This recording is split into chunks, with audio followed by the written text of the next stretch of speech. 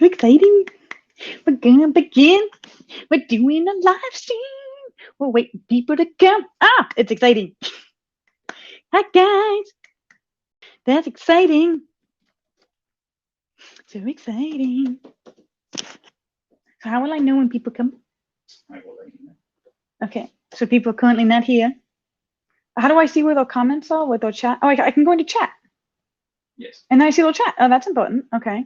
Let me show you to it. I figured this out. I figured out the chat.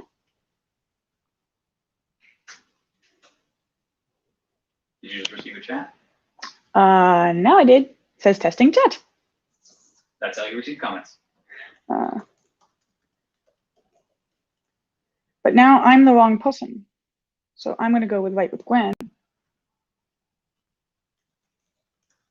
Yeah, there we go.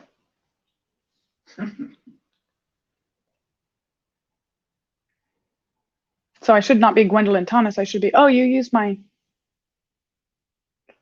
You're good. Yeah, we're good.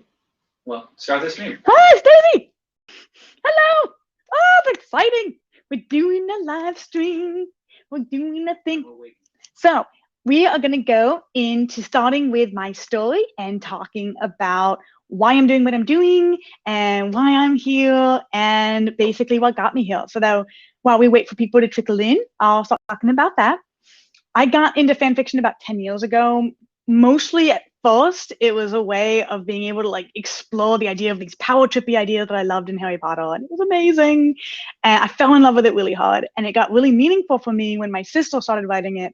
And suddenly I started betaing her stuff, and we didn't have much to talk about before, and then suddenly we had massive projects we were doing together, and fan fiction made our relationship. It was incredible. And so we started doing that, and I started finding ways that was the like most important thing in my life, more and more and more, and writing more and more and more.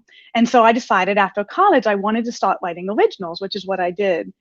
And what I was surprised by was that I was significantly less happy than when I was writing my fan fictions. And I started to explore, why is that true? And I was trying to figure out why it was when I got really, really sick.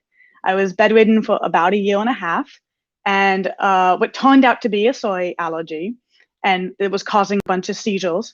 And so I started to lose the momentum I gotten in my original career. So I had been making like a short story, got published and did well. I self-published a novel that did pretty well, was starting to gain that kind of momentum. And then it stopped because I was too sick. And I just watched as all that momentum died. And the really beautiful thing about that was I had to decide, okay, what am I going to do? And that meant that when I wasn't ever willing to say, hey, you know what, this childhood dream I had isn't actually making me happy, let's stop, I could instead say, I don't want to pick it up again and not do so. And so I started to get my health back, and I started to have more energy. I wanted to spend that energy on something. And I started fan fiction recommendations as a way of having it that you could find stories more easily and find fan fictions more easily. Maybe more people would read them. And when I found someone who's like, oh my God, I love the idea of fan fiction, they would also like, I'd ask, why don't you read them? And they're like, well, I can't find them on the internet, so I don't. And that was sad for me. So I was like, hey, you know what? I'm really sick, but I can still read even if I can't really write anymore. So I started to do that. And then we thought, hey, you know what would be really cool as I got healthier than that, is start talking about like how to teach writing to people who were really new at it. And I found that teaching writing meant I was finally really improving my writing in a way I could never do before. That was new. That was amazing. Oh my gosh. So I was like, okay, you know what? This feels good. Let's keep diving into that further and further. So I made the fanfiction writing masterclass, which was like the course of 3 years plus. It would have been shorter, but I was still very sick during that time. I still oddly was doing this masterclass at the same time as days where I couldn't dress myself. And I don't really know how or why I did that then, but I'm glad that I did, because it kept me going. And it meant that fan fiction became this more and more and more important thing to me. It became this reason. It wasn't a reason to live, but it was a reason to get healthy or to be healthy that particular day. And so it was like, you know what, I really want to do what I can for, you know, eating the way I have to be eating, and trying to move when I'm exhausted, and trying to sit up when I'm exhausted, because I love writing and I love fan fiction, and I want to make this thing that I started. I love making this writing class. And so I made the fan fiction writing masterclass under those conditions. And there was one thing about it that still bugged me, which was it had this FIRST module that had this attempt at how to do plots and what they were. And I've wanted to edit it since I very started. I started writing that one when that was the most sick. And that FIRST module is never what I really, really want it to be. The rest of the class is so cool. And I feel like the first one let it down. And the 20-minute plots are me taking that knowledge that I built then and saying, how can we use this to not overwhelm ourselves with just more knowledge, like drinking from a fire hose, which is sometimes what it can be like to try to make your plot and learn about plot theory and learn about how things tend to happen in literature. And you look at this kind of stuff and you start to just feel like it's coming so hard and so fast. And then you try to do it and all of that knowledge is just out of your brain and you're just, I don't know how do I do it in this instance? And it gets so hard. And I was like, I didn't feel like the first module of the class helped as much as the later ones did. I didn't take on the plot problem the way I want to. And I cannot wait to see what I do with that in the future. And for right now, it was like, okay, what I can do is take the plot ideas that I have and let's make a tool. Let's make something where by just following the instructions, I can write these way bigger plots than I otherwise ever could. And I can make things bigger rather than having to dumb it down. I can make the story I want to write. And I don't have to learn all of the plot theory and reinvent the wheel to make this particular plot work. I can just buy wheels and stick them on the car and have the car go. Great, awesome, done. And so I wanted to make wheels that other people could use so that I could use them. And that has been amazing. It was so cool. I really, really want to keep working on them. So expect me to be like pestering you guys all the time with like, what's wrong with them? Why do they not work? What's the bit that bugs you? What's the bit that's amazing? How do you, like really, really, I'm going to want to pester you guys for feedback so much because I love these things and I want to see what we can do with them and how far we can go. Like, I know there's not just 20, there's more of these things over time and they're going to get more and more specific and they could, and how specific is helpful. And it's going to be a journey and I can't wait. And I love the fact that we're getting started today. And this launch is so cool. I'm really excited about it. So that is the sort of the story of how I went from fan fiction writer to original writer to teacher and then to writing tool maker, which is really what I'm looking to become now, is to focus my mind on how do I turn writing lessons into writing tools that help my own stories and can help other people. That's sort of where I've gone so far. And the big dream for me, the thing that like eventually I want to get to, is I want to be able to use the tools that I make to make the most incredible original series and fan fictions that I could ever make, and that I couldn't make without them. And I really want to make a fandom of my own. So I want to have it that I make something original that I own all the copyright to, which means I can license it out freely and say, hey, everybody, write fanfic in this world. It's free, it's legal, it's not any like nerve-wracking concerns about making sure that you're doing, it's just open. And that's my long-term dream, is to eventually be like a fandom creator that can offer the fan fiction world free of anxiety the way that I really want for myself. So I'm really, really hyped. And thank you, Stacey. I really appreciate that. It was a hard time. I'm not gonna lie. It's one of those things you would never look at one of your family members or your friends and be like, I really wish that you had a chronic illness that blew up your career and lasted for years. Like, you'd never say that. But it was the most beautiful thing for me. I would never want it taken away because it taught me so much and it kept me from going in the wrong direction. It got me here. And so I'm grateful as heck for it. And I never wish it on anyone. And I don't know how to bring those things together. But that's where it came from. So I really, really hope that you're right and the plot sheets are as helpful for you guys as they've been for me. And we tried them out with a few people and they were excited too. So I cannot wait. But that was why I created 20-minute plots, was to help me keep my own stories straight and to take on the plots that otherwise feel too intimidating that I don't feel like I could do. So that's where I've kind of come from. And so without further ado, I want to talk to you guys about how the 20-minute plots work.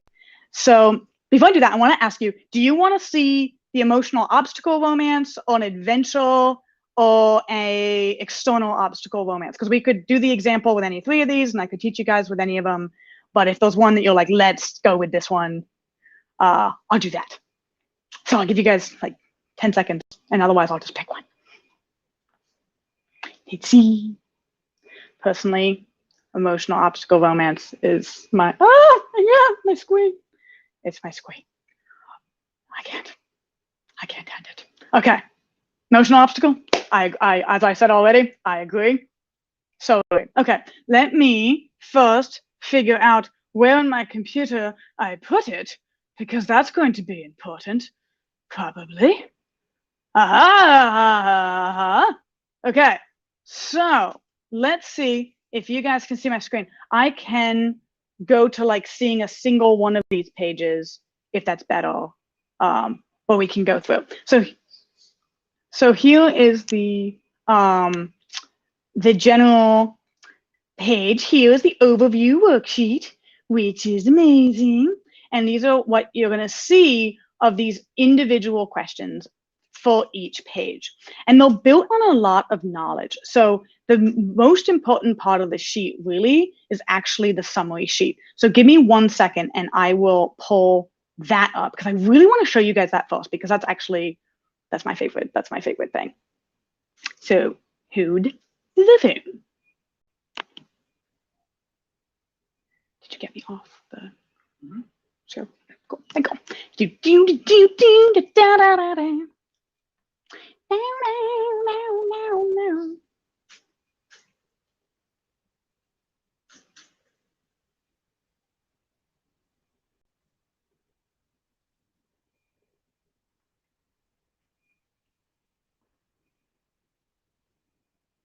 Okay.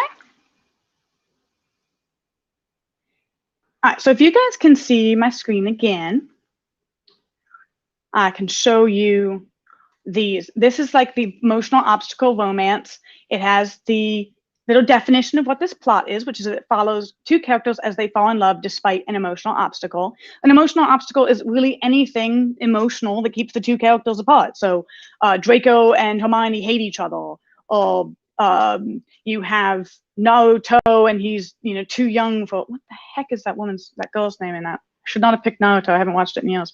But like Kenshin and Karu, and Kenshin's like, oh gosh, but Karu, you're too innocent, and he's like, oh gosh, I can't tell. Whenever it is that's emotion keeps your characters apart, that's going to be this one. And so you go through and it gives you the information about what defines this plot, which means if you include these elements in your story, by the end of it, you will have made this type of plot. So the status quo, for example, is an initial antagonism. The plot trigger introduces the characters, and sometimes it creates the emotional obstacle as well. And it's the motivation is what keeps these 2 people together. So they don't like each other. Draco and Hermione are like, Motherland, the canon, 5 years of hatred. But then Snape is like, no, you are required to work together in potions. And so that's the motivation, is they're forced together. Then there's a setup which gives you that details and nature of like what it's going to be like. So you have that first moment where Hermione and Draco are interacting, and they're rude, and Hermione's like, I'm just going to do this myself, and Draco's muttering under his breath, and that gives you the idea like this is going to be how they're going to try to figure out how to treat each other in this potions thing. And it gives you what the general nature of this problem looks like and what they're facing. Then the stakes. This is what comes up in a lot of the external plots, where like, if you don't put the ring in Mordor, then the whole world is doomed. There's a what happens if you fail? What happens if you succeed? In romances, usually there's not much that happens if you fail at falling in love, other than you stay not in love. And if you succeed at falling in love, you're like, yes, I've succeeded at falling in love, and now I'm in love, and that's good. But it's not like the world ends. But you can do that. There'll certainly, especially if you interweave plots. And we have a video on how to do that and what it includes. And if you're interweaving plots, sometimes the stakes of one stop interweaving with the other. But otherwise, when this story is just on its own, just this plot one at a time, doesn't tend to have stakes. The first action is, in this case, is that the characters are usually like attempted to reject the other. So like Hermione is rude to Draco and is like slams her cauldron on the table and is like, I'm doing this myself. That's her first reaction to the situation. Then in the middle, you're going to have multiple phases. You're going to progress in small successes and setbacks, and you're going to have that like the rejecting each other nature of like slamming cauldrons and stuff is going to be maybe a first phase of just rejecting each other, and then later you see something start to grow between them, and then maybe you do a third phase where they know they're in love but they're not telling each other, and you know they're still resisting it in themselves, and so you have that last phase. And usually stories have about 2 to 3 phases. Then the characters are going to learn about each other. That's the thing that within the plot they're learning is information about the other person and where they're coming from and their perspectives and appreciating them and that kind of thing. And then there's tension, which is usually in this case added via a tragic misunderstanding or a past betrayal. And it's like Draco says something that makes Hermione think that he thinks very, very ill of her because she's a Muggle born, and she's like, how could you? I didn't, you know, and they're the big thing. And then that usually is the thing that when it builds up enough tension causes the low point. So then Hermione believes the worst of Draco again and pulls away, and it's tragic. And then hits the climax in which maybe they have this like shouting argument in the hallways where finally Draco apologizes for his past but explains his thing, and she's like, oh gosh, I didn't know. And then that's the thing that ends when they accept their love. And you have the confirming incident that says like, yes, this was definitely accepting their love. Maybe he goes down on one knee and asks her to marry him. And that's there's this large declaration or loving action that'll happen in these. And then you get the reward, which is usually just like, now you're in love and it's amazing. But you can also, weave these other plots where the falling in love helped one of them grow in a certain way, and then you'll have other rewards tied in. But if this plot's just on its own, it's usually just like, then you have the emotional moments and it's beautiful and you're like, oh, love. And so then what we've done is we take this like blast of information of like, this is what this plot does. And I found that then when I went, it was amazingly helpful to go, oh my gosh, that is what happened. Like, I always knew these things in this kind of intuitive way, but having them be 20 of them lined up and just told to me made this line of clarification that was lovely. But you can do a really cool thing in going, okay, now I ask myself as I'm trying to make a plot, the individual questions that form these. So what we've done, and I was showing you guys before, is make these worksheets out of these, which asks the question that leads to the result of making one of these plots. So you can go through one at a time. And I find this cuts down on my anxiety a lot, because I start going, oh, this one question, that's what I'm working on. That's what I'm doing. So you'll say, okay, I'm just looking at what moment creates the emotional obstacle between the characters. Or in 5 words or less, what is this first phase? And I go through one at a time. And in a second, we're going to do exactly that. And we're going to make a fan fiction together, which I'm really excited about. And I can show you guys how it goes through question by question. So don't worry right now if you're like, oh gosh, I have to look at them all and figure it out. Don't worry about it. This is just the general, these are how these things work, is that we have this summary page, which is going to be this blast of information of defining what this plot is just on its own. And then a conversion to tailored questions that help you form that plot out of whatever idea that you currently have. Or alternatively, if you are writing a fan fiction and you like to not outline, which is what these things can kind of look like, it's like, oh, doesn't this make an outline? And I hate outlining, so no thanks, it's not going to work for me. There's 2 different ways to use these. So this is the first, which is you've coming up with a new story idea, you haven't written it yet, and you're like, let me just go through and follow question by question and find out what this plot needs to have happen and clarify it. And if you have any other plots going through, you can clarify those. That's the more outlining side of how to use these. The other way that my sister really loves to do is to go through and say, you know what, I don't actually like to outline. She likes to go, we call her kind of a gardener, an explorer, a discovery writer, that she writes by going, I have this vague kind of concept idea, I'm going to start writing the first scene, and then I'm just going to keep going. I'm just going to find out what happens. And this character reacts in a way that makes sense. And then that character is going to respond. And then every now and then I'm going to throw in a giant elephant into the middle of the room and be like, respond to the elephant, guys, and see what happens with that. And then go, I don't like that, and take out the elephant. And so that's the way that she writes. It's a little bit different than mine. And so we work together to make these work for her as well. And what these are for, if you relate to that and that's your writing style, these are editing sheets for you. This is write your story, the kind of driving down a highway in the fog with one tail light out, one headlight out, like to write the way that you already do. Don't try to use these in a way that doesn't feel natural. That's going to be miserable. But after you've written your story and you have the big, wide, exploratory story that kind of goes all over the place but gets where it's going, if you'd like to edit it and to know how did it get where it's going and what exactly happens, what kind of story is this really? Sometimes going through these and going, oh, that's actually a redemption arc for Snape. I didn't notice, but that is what I was doing. But maybe I didn't end the redemption arc. There was a question here that I never answered in my story, and I actually really want to. This is a question that feels natural to answer in here. I've got to do this. Then that's what I want you guys to do, is use it as an editing sheet and look through afterwards for how to work on. So that's something that I absolutely love. I really, really hope these things are as amazing for you as they are for me. Now, if you are interested and you want them for yourselves, I can provide the access link, which is so exciting and going to be down there. Ding, ding, ding. And if you buy before 3 p.m., you get entry into another giveaway. We're doing a gift.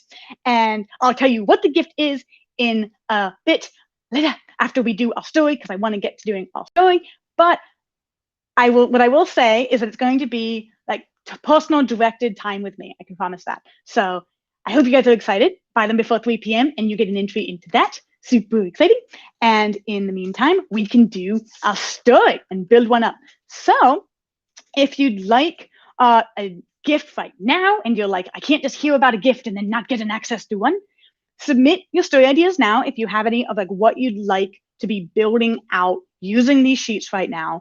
And we'll pick one and we'll build out. We're not going to take that exact idea and build your story for you, because I wouldn't want to step on your toes and you'll be like, no, but that's a terrible idea. Don't go that direction. Oh God. And confuse you with someone else telling you what should happen, which is nonsense. But instead, we'll take it as an inspiration and we're going to go running off in a different direction with it. So submit your story ideas now. And when we pick one, you will get a free 20-minute plot. So we will give you all of them for free if you submit your story idea now. All right. So in the meantime, I'm going to be waiting a few minutes while you guys submit your stories, which is cool.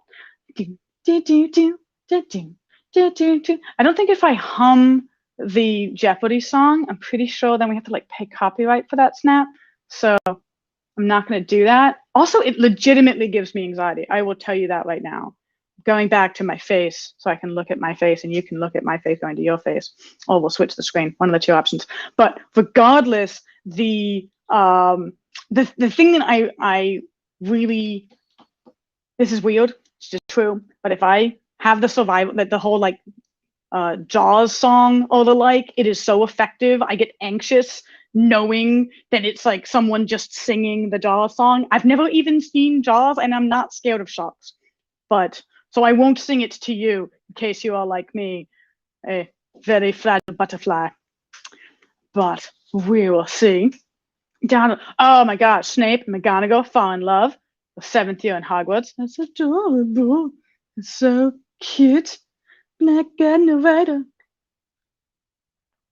Ooh, mystery noir about a new detective that has to work with his ex, who's a reporter, to solve why bodies are turning up seemingly in perfect condition, except for being dead. That is a slightly less than perfect condition. Turns out to have a much darker magical organization behind it, and they have to make sure they don't give in to the darkness. Ooh. I love how you did that summary too. That was really cool. Like that's like the blob of the back of a book. That's stellar. That's really cool.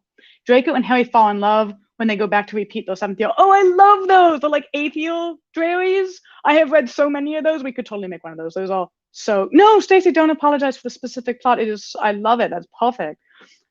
Any story ideas and plot ideas are good and welcome. There's no like, oh gosh, this one's too big or too specific. No, because again, we're not going to go and do that exact plot. We're going to like kind of go off on a tangent with the basic idea. So, but right, Ashley, wasn't Stacy's thing like the perfect little beautiful summary? Oh, love that. Oh my gosh. So right now we have the dreary, the snagamagal. I don't know how to say Snape and McGonagall, but we will pick. Okay, alrighty. Any 60 seconds left. I don't know how time count from what. I'm counting down apparently, guys. Be really excited. I'm gonna count down from 10 because I know that.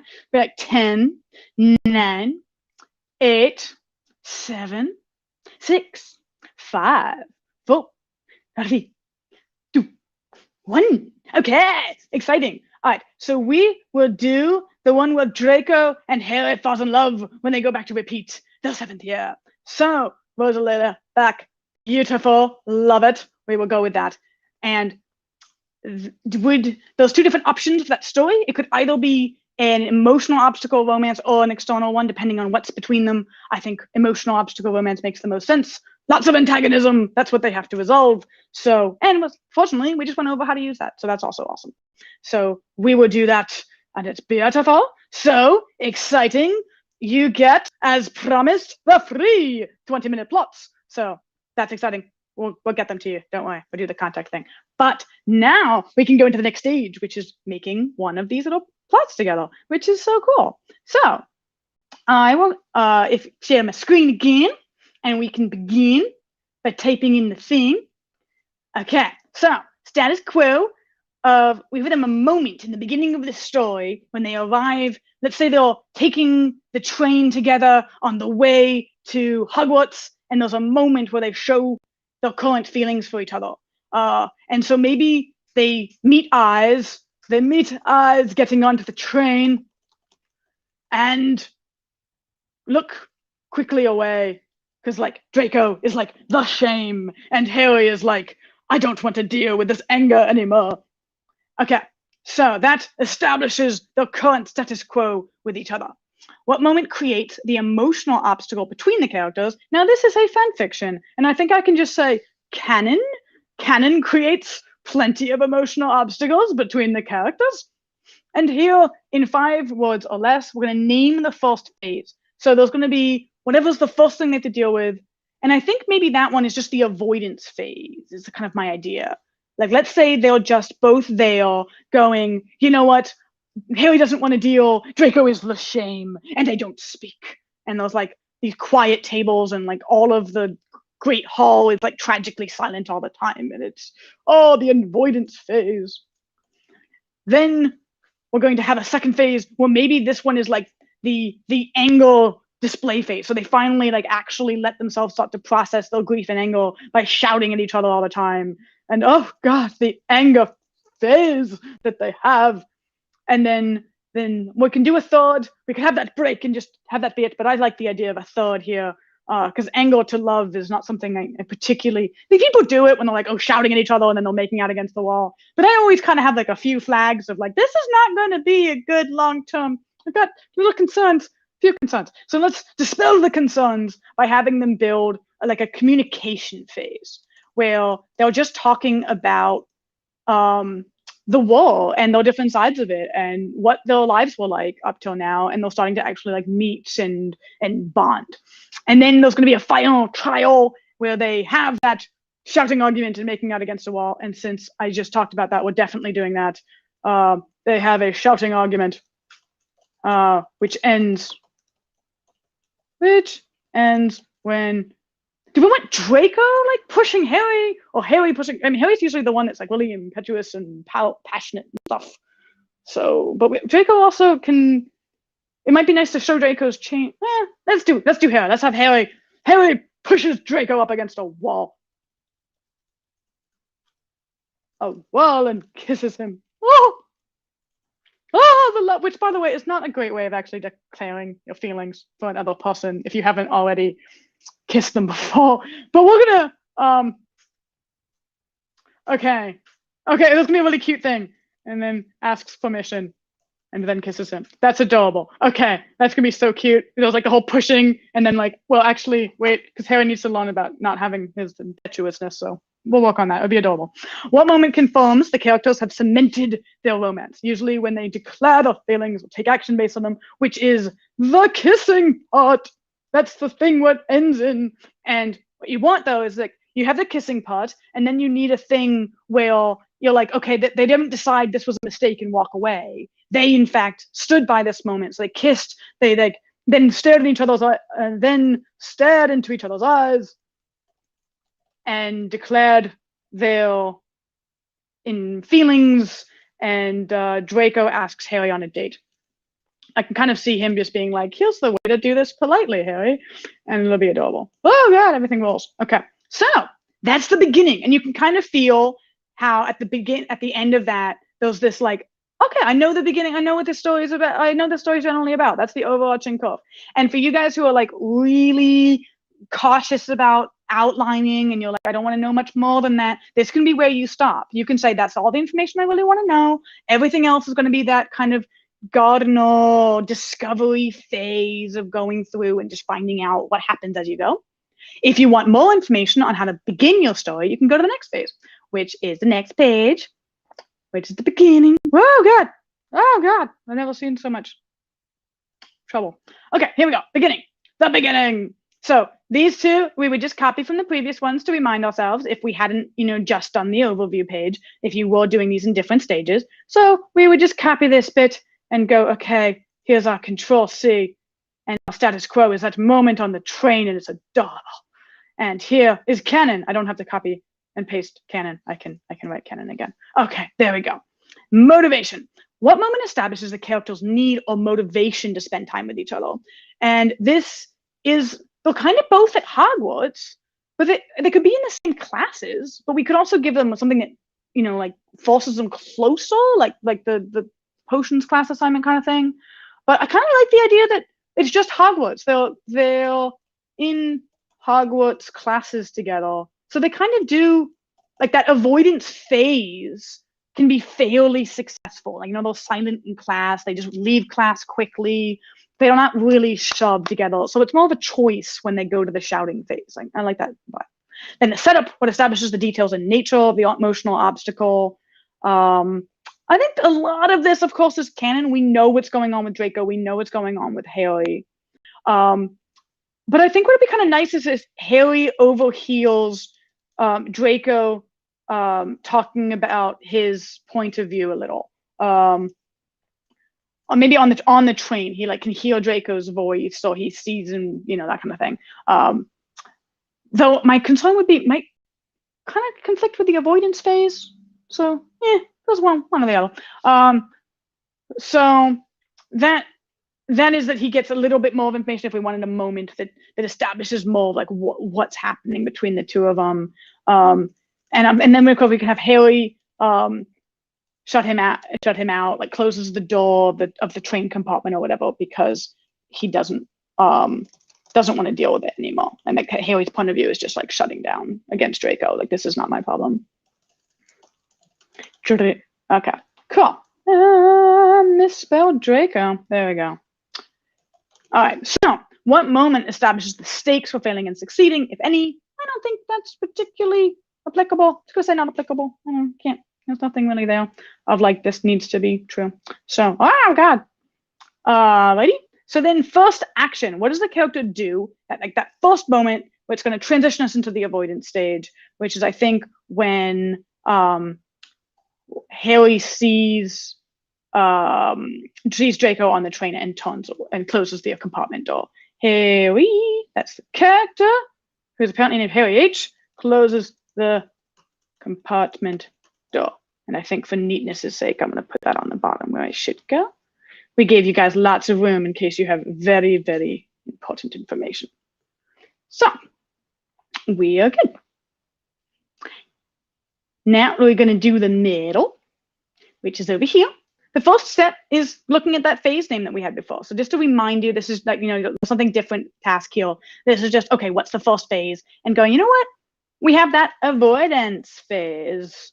So then it kind of reminds you that all of these scenes are kind of supporting that. So that's avoidance in class, then the Great Hall being like at breakfast being too quiet, and then potions class without Snape. Oh, that's tragic. And Quidditch together because they can't, kind of like they're not together yet. So and then playing Quidditch alone because neither of them are allowed to be on the team because it's they're repeating the year.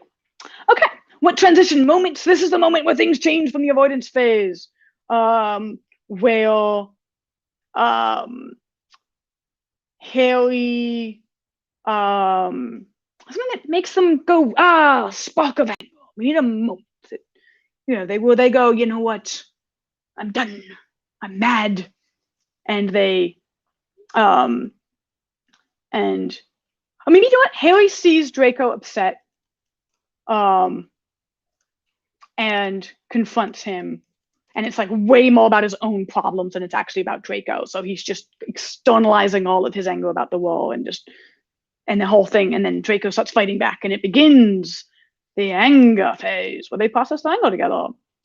So it's that first fight, and then glaring at each other over the tables in the Great Hall. Oh, that one's great because it kind of gives you this like big difference of the silence to the anger, and it starts to feel more familiar between them. It feels familiar and safe to glare and complain about Draco. I love it. Glare at and complain about Draco. And so you have a bunch of these scenes to fill in that. Then there's another transition phase. Something changes them to start to communicate. And I think maybe they just get tired at the end of a really long argument. The end of a really long argument. And so they're just like shouting and shouting and shouting. And finally those like kind of run out of words, and they glare at each other, and then they start to talk. And then it switches over to the communication phase where they begin to talk about their point of view and their lives and what they had to lose in the war. And then they start like working together in potions class. Oh, maybe the potions teacher is like horrifically bad and incompetent, and they start exchanging like amused glances and they're like, that sounds great. And so they bond over the terrible potions, and that is the end of our middle. And then it brings us to the end where then they bonded, and there's a final trial. So where they have to overcome the rest of the antagonism. And I think Harry hears Draco. So Harry will hear Draco being kind of verbally assaulted at Hogwarts. So there's a bunch of people, they all going like, oh gosh, how much I dearly hate you, you Death Eater, you. And Draco is like, oh gosh. And Draco, so he's going to and defends him. And they go, oh gosh, that's so kind of Harry. Probably assaulted at Hogwarts and defends him. And then Draco doesn't respond with pride. I think in that is going to thanks him, and then something like, and thanks him like quietly and like politely, shows that he's changed since the war. And then Harry pushes Draco against the wall. Oh, that happens here, and it's amazing. And then Harry pushes against the wall and kisses him, and they have the moment we described before, where like Draco asks him out. Oh, adorable. So then what is the extra reward for the successful romance? I think it would be that it helps the house solidarity at Hogwarts. At Hogwarts. So you start to see and Hogwarts starts to like recover its culture and a health, it's like the health of its culture kind of thing. It's happy to school vibe. So then these are things that are optional that we could add in as well if we wanted. One is an exploration of the plot trigger, the thing that caused the antagonism. And I think that would be great if at some point they talk about why they had the initial agreements, like right away, like at Madame Malkin's kind of thing. They talk about the initial interactions that they had as children. And you get to see that little bit of the past brought in here. And then there's the new status, which is like what gives them, now you know that they're going to be like happy going into the future together. And so I think Draco sits with Harry and Hermione at the Gryffindor table. I just have this feeling that Ron does not come back for another year of Hogwarts, you know. It just feels that way, you know. And Hermione welcomes him. So there's a feeling of like, okay, you're gonna have friends, you're gonna date, you're gonna be like kind of healthy teenagers now. And that's at the end of it, we have a pretty comprehensible Harry, Draco, Athel story. And we're like, haha. So I will go out of this nut back to my FIRST, very exciting FIRST. And we can talk about like, if you can see that by the end of that, we could all talk about that story as if we'd read it and go, oh man, that's by the end of it. That's the end of the story. And Harry has gotten his man, as you said, Ashley. So like, and I like the and I like Jennifer's idea of Draco just being baffled by the request. It's amazing. So like, and by the end of it, you can go, okay, you know what, I could write those scenes, or I could, maybe this is the bit that I would change, but otherwise it's a complete plot. And I found these things to be really, really cool for narrowing in, and I'm glad that you guys seem to think that it would as well. That's so cool. So as we have written a story, a fanfic of our very own, which means I can tell the gift, which is, I'm going to tell you guys what the gift will be, which is the person who purchases the 20-minute pots before 3 p.m. EST will get a beta of up to 5,000 words from me. So if you send me your story, I will beta up to 5,000. There's only going to be one person who's going to get it. Whoever, we're going to pick it out as randomly as we can and go, oh my gosh, one person who buys before 3 p.m. EST. So you've got like 15 minutes to get in and then potentially get a 20-minute plots. So do not worry, if you got the 20-minute plots for free, you are still automatically entered into having the chance to get the beta. You did not lose that chance. That would be tragically sad, and I will not allow that to happen. It's horrible. It's too sad. I can't deal. So without further ado, we will move on to Q&A. So if you've got any questions, post them in, I think it's actually that way on my screen. Yeah, that's where there's the little chat box, and post what questions you have. And I already brought a few that people have. So we already kind of answered the first one, which is what if I hate outlining, which is that thing of then don't use them that way. Either use the very first overview page for a general sketch of your story and then leave it at that, or leave it at that and then later go back and use them to edit and work with that. So that is the setup so far. Also, thank you, Chuki, for your purchase, and you're entered into the beta prize. So woo, congratulations. Next is, will it really take less than 20 minutes? And what you can see is that like when we just made one zipping through there and it took about 20 minutes, is that yes, they can. They absolutely, if you are looking to make a new plot, you have an idea and you're willing to say, oh, here's this would fill in, I'm making a new thing, I'm making a new thing. By the end of 20 minutes, you will have a little plot that you can write. You absolutely will. If on the other hand, you're being really specific about the very idea that you love, you know, weaving multiple plots, for example, and you want to take that extra time, do not feel obligated to only, like that you have to get it done in 20 minutes. You must rush, or you're a terrible person or something. This is a tool for you to use in whatever way it is helpful to you. So if you want to say, okay, this is the next brainstorming question I have that I'm going to bring to my brainstorming group, and we're going to spend hours trying to figure out what the best answer to this question is, and that's fun, and that works for you, and it helps your story, go do that. You do not have to make sure it takes 20 minutes. That's not a thing, but it can take 20 minutes if you want a new plot and you're willing to kind of come up with your first or second idea and put that down and move forward. So if you like that idea of writing and gives you idea of quick one-shots you want to make or quick plots, they do work really well for that. And that's what they're for.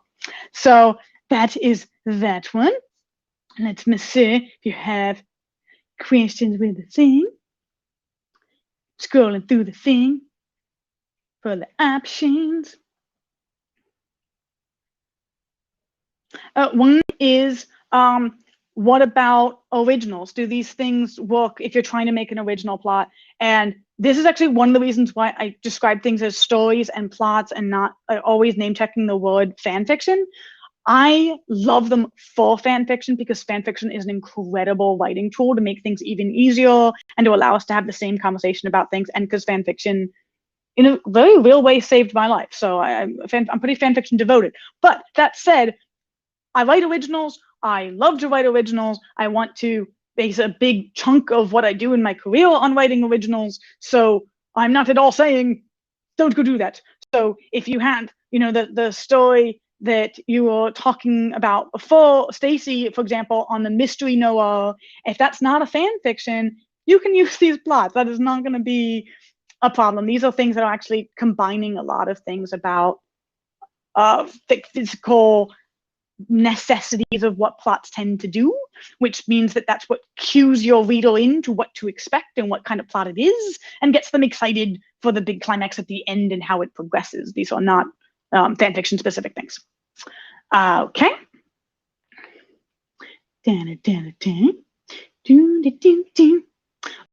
So next one was, how were they made? So these originally were one thing they came from that I have to just give my thanks constantly to this man. His name was Ronald Tobias. He wrote a book called 20 Master Plots and How to Craft Them. And he gave me the idea that the plots could be described and defined and limited and made into instant image, instant little like knowledge about what that particular one does. His described a lot of literary plot types, things that you really don't see in fan fiction and you don't see in most modern stories. There are a lot of morality plays, like a forbidden romance where two characters are not allowed to be together. One is a Capulet and one is a Montague, and by the end they get together anyway and then they die horribly. And it shows that you shouldn't go against the morals of your something. And that's not a popular storyline anymore. That doesn't exist. So I loved what he did and how he made them, and his research was really cool, but it was, I still wanted to do so much more than where he'd gone with it in his choices. So I went, that's amazing. Let's do that with modern stories, especially when it comes to with fan fictions, and then go from there and bring it that one step further and make it into worksheets. And then from there, I had these worksheets and I found out they were really lacking. They didn't really do what I wanted them to do. So I started researching a lot more into plot theory and molding that in. And by the time I kind of mixed those things, Ronald Tobias plus plot theory plus just research on fan fiction and originals, and I learned a lot from The Godfather. Actually, I did a whole book analysis on it specifically, and things like that got all squished together and turned into the 20-minute plots, which was very exciting. Okay, there's 13 minutes to purchase the 20-minute plots and enter to win the 5,000 words of beta editing, which would be free. So gifts. So do that now. That'd be very exciting. Okay.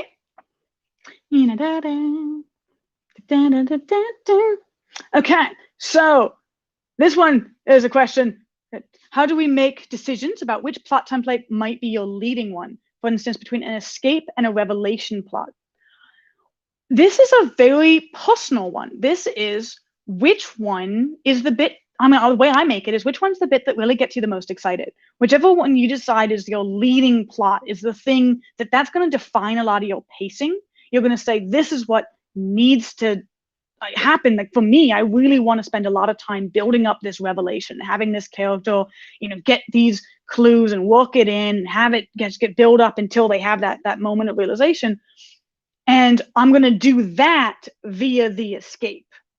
But if you wanted instead that the real thing that's happening is them figuring out how to escape, and you need to have the revelation in order to escape, the escape is the big thing that is why it's important to have the revelation, and the revelation would be something that leads up to it. It's sort of which one do you want to feel like is in the background, and which one do you want to be like, this is the story and this is the context in which it happens, so that my escape is the story and the revelation is how it happens, or is the revelation the story and the escape is how it happens.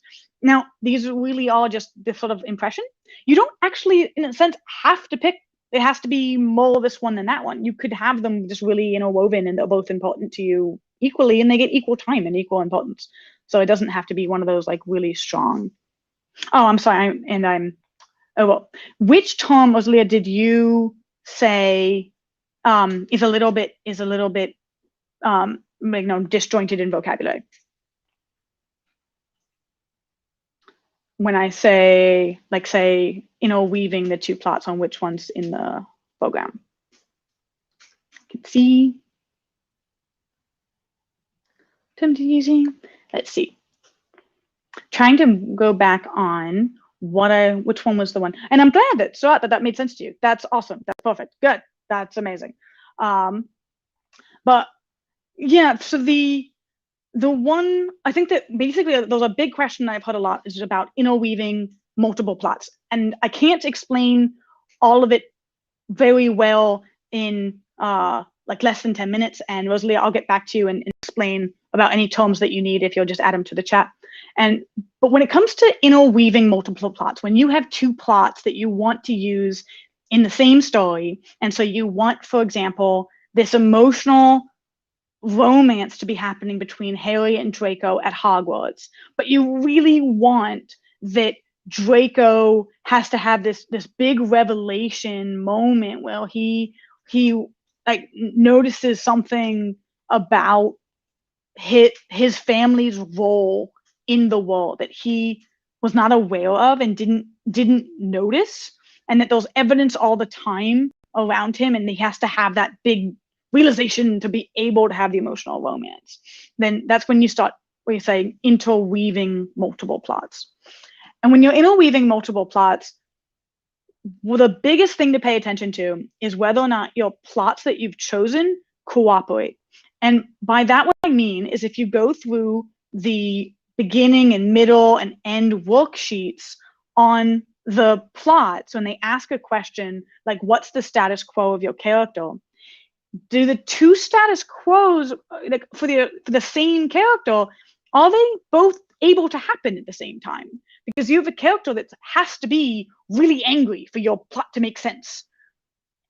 And then the other plot, because for example, they are going to have a emotional growth curve that means they're going to feel better. Then in that case, they are going to have a long time period from anger upwards. They have to start angry. In your other plot, you're going to have one where they are, say, for example, in an external obstacle romance where they're really in love with this other person and they're not angry at all. They're wonderfully happy and thrilled to have met this other person. And you're struggling to get started. You keep trying to write beginning scenes and they keep crunching into each other. It might be because you can't answer both of those questions at the same time. The person's either angry or they're really, at this other person, or they're really happy with this other person. And your scenes keep boxing back and forth and back and forth and back and forth between the two. And then you're struggling with that a lot. And that can be one of the things that stops your beginning, or it gets your stories crunching into each other. So the most important thing when you go to interweave your plots is to pay attention to whether or not your plots can work together, if they need the same things at about the same times. And if they don't, you can either make them happen not in the same time. So your character is going to be angry, then they'll have the revelation, they're not angry anymore, they're happy now, which allows your next plot to start, and you have them subsequent to each other. So you go, you know what, I'm going to start one, I'll end that one, then I'll start my next and end that next. And that'll be my story arc. And then that can be how you solve that problem. Or you could say, you know what, I can't have this character happy and angry, angry at the same time. How about I don't have them angry? How about I roll that back and I go with a different idea, or I do it in a slightly different way? So you can go with it that way. You can say, you know what I'm going to do? I'm going to just switch out these parts a little bit, and then suddenly you might find the gears now are interlocking and happy, and they go forward, and you can write the plot. So when you are going to interweave multiple plots, and I have a video on this that you can find for more information that talks about when plots are subsequent to each other or when they are happening at the same time and how to interweave them. But very briefly, the way that I would recommend doing that is make sure that they cooperate, that they can happen at the same time by going through the summary sheets and then the 4 worksheets of the overview, beginning, middle, and end, and make sure that none of these questions all of the questions can be answered together, that they work together. And then the next one is you can say, oh, you know what? I have these two plots and they're working together and I like them. This does work. How do I get them to play with each other more, to have that one feels important because of the other one, and not just two plots happening in parallel, the one combined, twisted, interwoven story. The way that you do that is by taking the two sheets, like the beginning sheet of one idea, the revelation plot, and the beginning sheet of the escape plot, and seeing where the two things can have the same answer. So your answer in your question, your revelation plot in its beginning is like, what is the meaningful turmoil that leads them, or the source of the data and information they get that leads them to a new realization?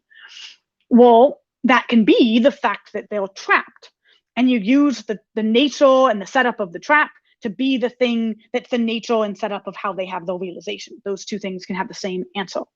And you can do that through your middle and through your end, where the transition moment from one phase to another of one of your plots is the same moment that transitions in phases from one to the next phase in the other of your plots. And now your two transitions are happening together. And you go, oh man, that's an interwoven moment. The more that you can have those two sheets happening together where the questions answered together, the more interwoven your plot will feel.